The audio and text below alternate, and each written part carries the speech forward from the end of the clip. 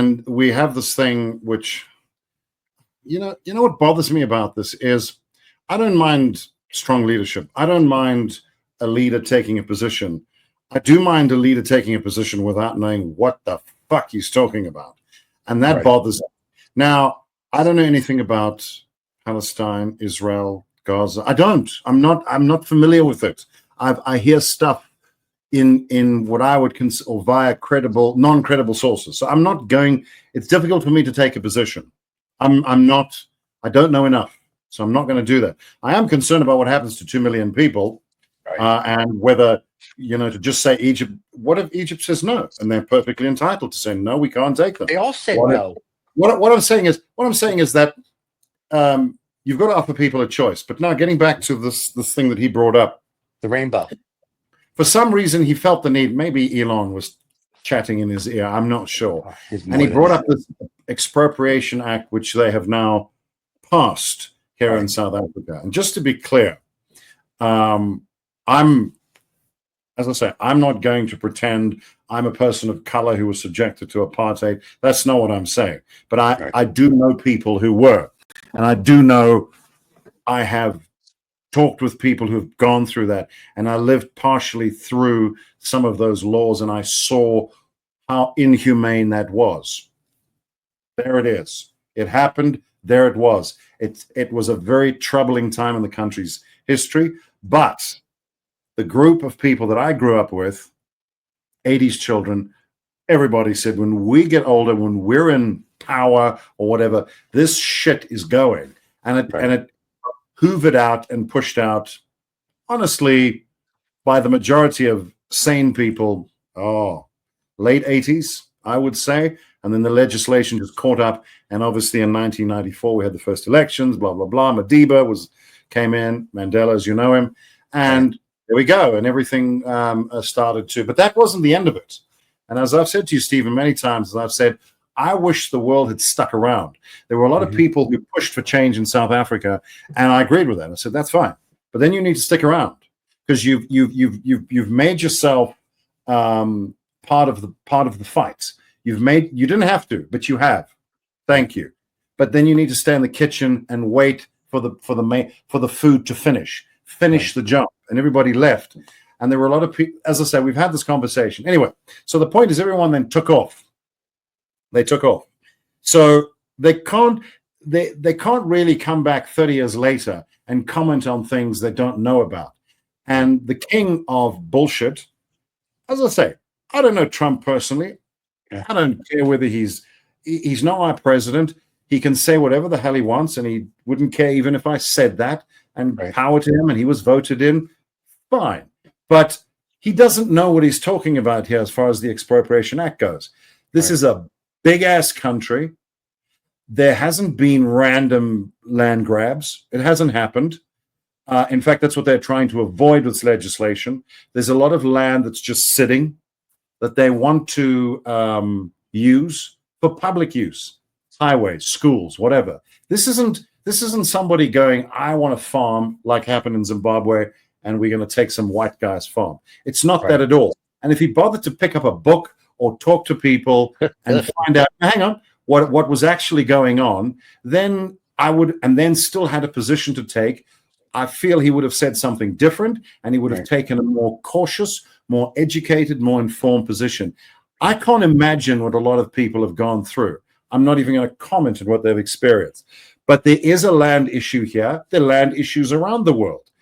And all this was designed to do. And by the way, it has bipartisan support. The party that I support is the DA. There's the ANC, which is the ruling party. They're in I suppose, a coalition. They call it the Government of National Unity.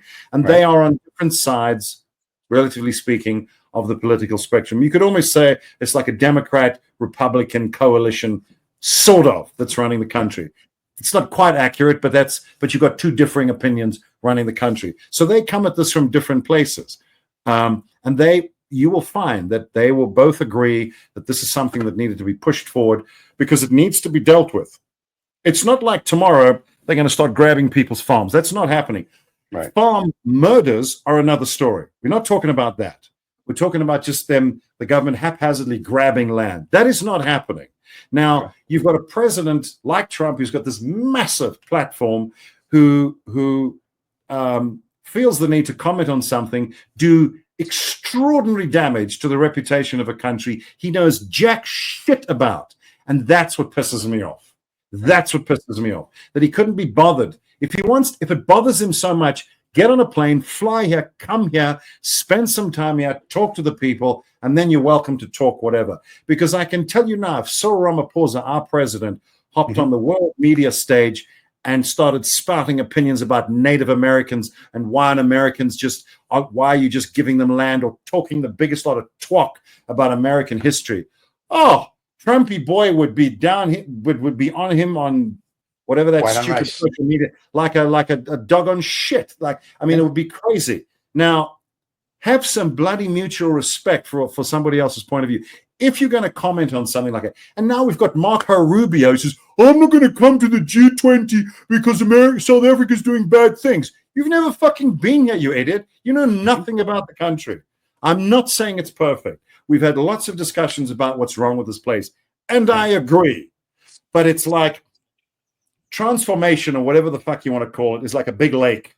This is where you are. This is where you want to get to. And I would say South Africa's halfway through the lake. It's getting there. There's a lot of shit still going on. There's a lot of corruption. There's a lot, but we know about it now. It's coming out of the woodwork. It's a very open, the information is there. We have this thing called the protection of information. It's all out there. You can't hide shit like you used to be able to. That you will find very surprising. Every day you hear of another government minister or government department where they have found corruption. Now that is bad, but it's also good because we know about it. This is what happens when you change a country. You stick people in power who don't have experience. They're gonna fuck it up for a while. That's what they will do.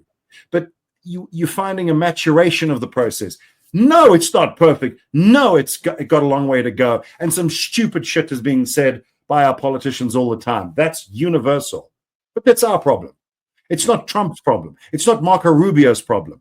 And they wouldn't appreciate it if the reverse was true. All this fucking foreign aid we apparently get, well, that's also bullshit. And let me just say on that subject, my daughter is a biomedical scientist who actually trained in the UK because, British fellow, free education, sort of. Anyway, so she's here now doing some amazing research on all kinds of diseases, et cetera, et cetera. About 40% of what she does is funded by that USAID thing. Now, USAID, right? AID. Now, it's not going to affect her directly. She will keep her job, but it is impacting a lot of the projects. And a lot of those projects are done for the US. They're not done for South Africa. They don't benefit us at all. They are done for American companies, American research and development there, because it's cheaper for them to do it here, so they do it here.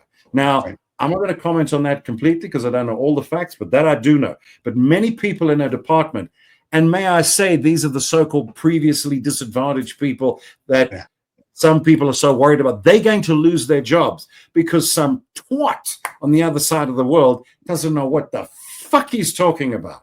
Now, is USAID perfect? No. But why the fuck do you throw the baby out with the bathwater?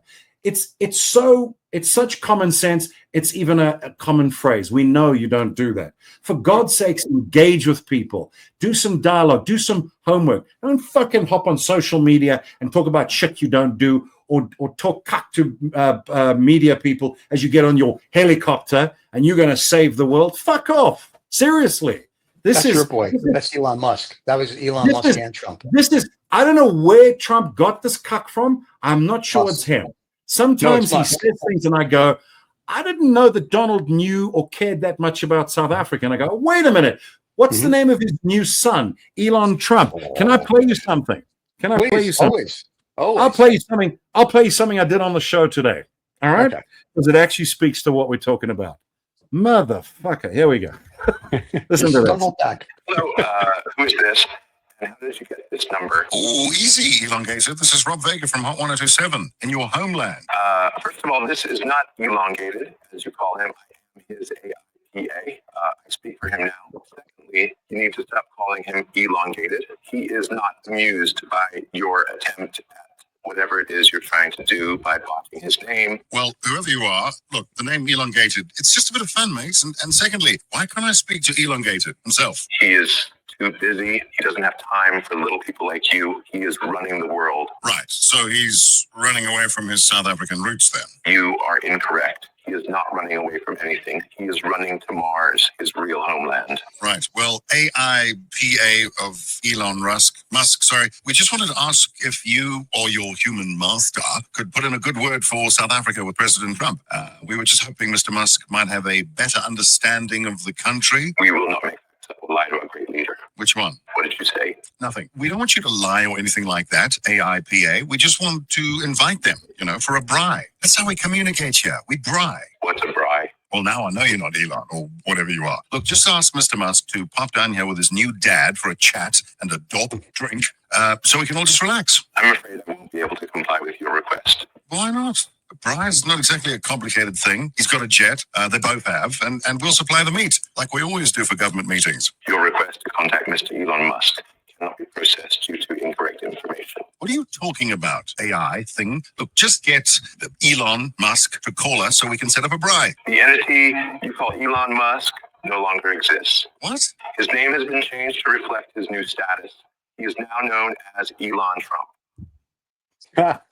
I love it. That's great. By the way, if anybody wants to know what a braai is, it's the local word for a barbecue. So there you go.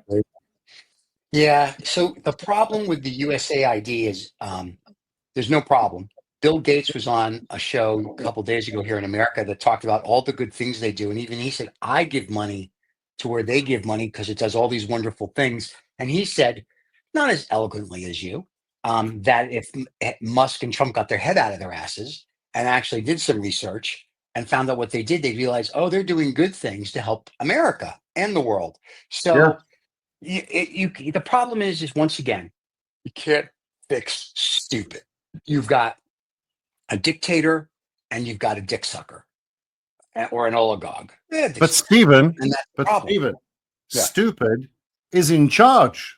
I am well aware, my friend. And the American, we had this discussion the other day on Sermon from the German. Why young people don't like democracy. They want to live in a dictatorship. That's what they said in a survey. And here's, I think, what the problem is. The Democrats are pussies. There's no buddy with balls that stands up to people and go, we're going to do this. And they don't take a position. We're going to have 42 different genders. Listen, fuck you and your 42 genders. You're male or female, full stop. Or you're a drag queen. Done. That's it. All this other bullshit, they kind of got what they deserved. When it comes to this, that's why people voted for Trump, because whether you're male or female, people were, you know what? America seems to be getting kicked around under the Democrats. Let's bring in an authoritarian type of person. So they brought in Trump. And I think that's part of where it is. Once again, people don't read history and they don't even believe history. So that's the problem. Like when you ask university students, they did a survey of university students and 90% of them, and I think we talked about this last week, don't even believe Auschwitz happened. So it's sort of like, are you kidding me? So the problem is that we live in this world where we don't teach kids anything. So if you don't know anything and you're like, ooh, strong is good. Okay, well, now you got what you wanted. You've got a bully, which I would never call anybody. You've got a strong guy in the White House. He resembles, not look-wise, but mentality-wise, another guy back in the 30s. And his new son, Elon, I have a small penis, that does the little Zing Heil salute. That's who he admires.